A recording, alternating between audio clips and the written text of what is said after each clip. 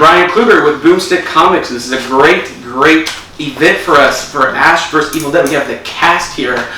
Santiago is here. DeLorenzo is here. Mr. Bruce Campbell and Mr. Lee Majors. I'm so happy to be here to talk with them about Ash vs. Evil Dead. So this season 2 has started out just with a blast. It just went head first into a party, and it's excellent. I would just say this: you ain't seen nothing yet. You've seen 2 episodes out of 10. You ain't seen nothing. This is the most ridiculous episode by far we've ever done. Out of the 7 episodes that 7 seasons we're going to do of Ash vs. Evil Dead. Yeah. The second one will go down, I think, as being a memorable season. A memorable season. So I have to ask. I know it's when this whole project started. How did it come about? Did somebody say, "Hey, we're just going to greenlight this finally because the fans have asked it"? Things never happen that easily. All 3 movies were made by a different company. So the legal bills, as you can imagine, were more than the budget ever will be. I'm trying to figure out how to do this and make everybody happy. So add a little sparkle to us, and it sort of happened.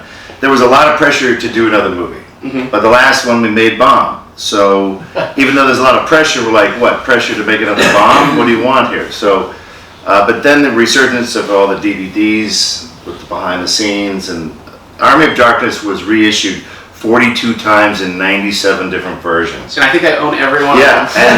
and thanks for that. My kids appreciate that. But that's kind of how it kept in people's consciousness, but they still wanted a movie. And Sam Raimi was actually thinking of ideas with his brother Ivan. But Rob Tappert, our other partner in this, he does a lot of TV. I finished, Burn Notice, which was a lot of TV. And we thought, look, let's not dump this into a one-shot deal with a movie. Rob just finished producing a show, Spartacus, for Stars. Let's take it to them. They don't have any content restrictions. Yeah. Which to us it's everything. It's everything. Being able to just do what we do without having to go, let's shoot a clean version. Oh, let's shoot the bloodless version. No, let's shoot what we want to shoot. How about that? And so only Stars offered that. So they're a very good partner in this. And that's how it happened.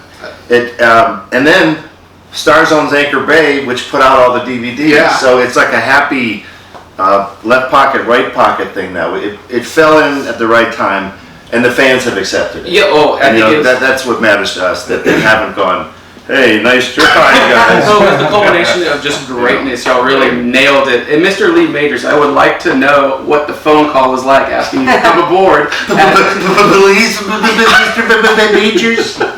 Or the phone call going back, you mean?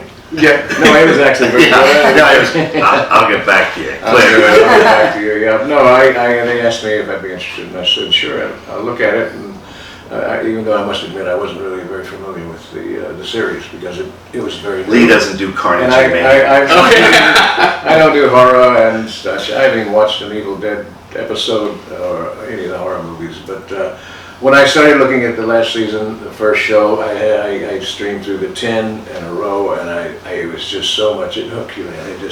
It was a fun trip, and I just said I got to be a part of it. And I'd known Bruce's work. I knew how good of an actor he was, and a very classy guy.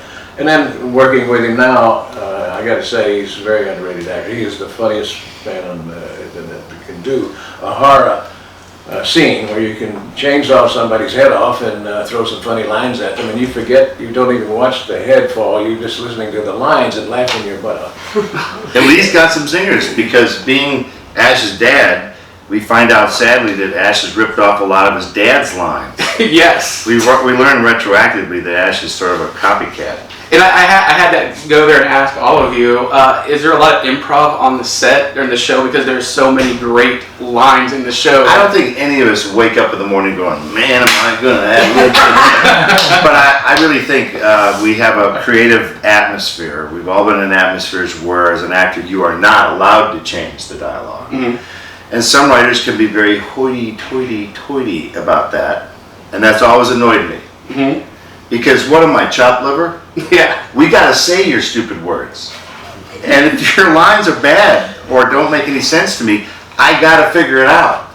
So work with me or get in line. That's what we always say. Like a great man once said, you're through being their garbage boy. Thank you. Good analogy. But so and we have a good relationship with the writers. And look, if they write something that is really sparkly, we'll do every word. I know that I've seen us do it. I've seen us do every word, and I've seen us do none of the words. And it's just a friendly competition. We're all same team, same goal, but because we're living it, we would have different reactions to things than when you're sitting in there in a dark room going like this. Yeah. We're the ones getting the crap actually on us or seeing the monster for real, and things will come to you. And look, they have the power of the edit. If you don't like something you said or we said, well, snippety snip. It's all good. Yeah.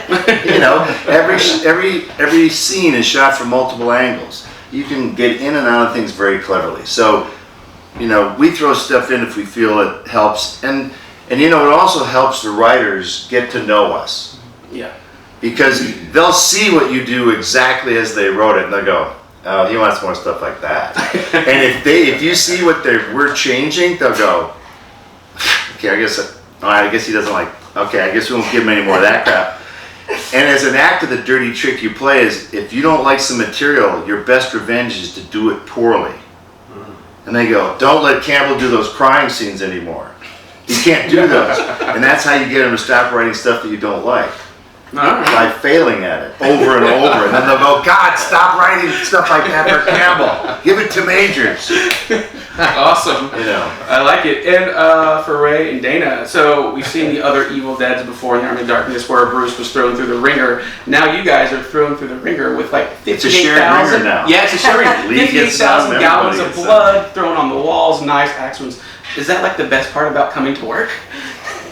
It's definitely the most exciting thing because you can't prepare for that. You know, you can memorize lines and you can know what you're going to wear and all that, but when you have a cannon this close to your face and you hear the engine start going and it's so loud and you're like, all right, I'm ready. Oh my God, 26 gallons are now in every orifice of my body. Oh my God. By the way, I flinched this year. Did you? I flinched once before it went off because I'm supposed to look down through these stairs, right? And it's this really slow thing, and I know it's coming, and it's okay, I flinched, all right. So what happened is it's ready, and I just closed it, and then it hit, and the director calls cut because you can't really reset that. It's too much of a redo, and I remember him just going. He was just so disappointed that I flinched. So now this next season, I'm determined I'm going to put clamps in my eyes to not flinch before the blade. But can't help it. You start to get a little low-grade PTSD because this crap is always blowing up in your face, and it's like I feel like a trained animal. When's it going to happen? Whoa, my God! You get skittish after a while. But it keeps it exciting. I mean, that's one of the best parts of going. Yeah. What is going to be thrown on us today? What are they turning into a goo to be shot at our faces today, as you saw in the episode? So absolutely. Do you enjoy that? Yeah, I mean, going to work on this show is like Halloween every day. And Halloween's my favorite holiday. But after this season, I don't know, I might need to switch to Christmas because I'm totally tortured every day. I hope there's a Halloween costume from the second episode. I want to give it away, but there's a great instance with... Shit happens. Yeah, there it is. I could see how you could make that into kind of a mask/helmet sort of thing. And people will only realize that once they see it. Some people may watch this sequence and go, I have to get that as a mask. Absolutely, that's what I thought. It's like, and knock yourself out. Some may say, I cannot unsee what I just saw. But why am I laughing? Why am I still laughing? Why am I watching it 4 times in a row? Right. Exactly. And my last question for you guys to wrap this up. You're obviously huge fans of the film, and you're at one of the best film fests in the world. Starting with you, what are some of your favorite scenes from movies that have always stuck with you and inspired you? Horror or otherwise? Anything. Well, I mean, man, I'm going to really go for the horror here and say that as a kid, Freddy's nails scratching down the basement, but I would say the Marshmallow Steps in Nightmare on Elm Street 1. Oh, yes. Heather Lange kept us running up the steps was probably one of my favorite scenes. I used to try to recreate the booby trap scene when she tried to kill Freddy. So there you have it. I'm a huge Nightmare on Elm Street fan. Awesome.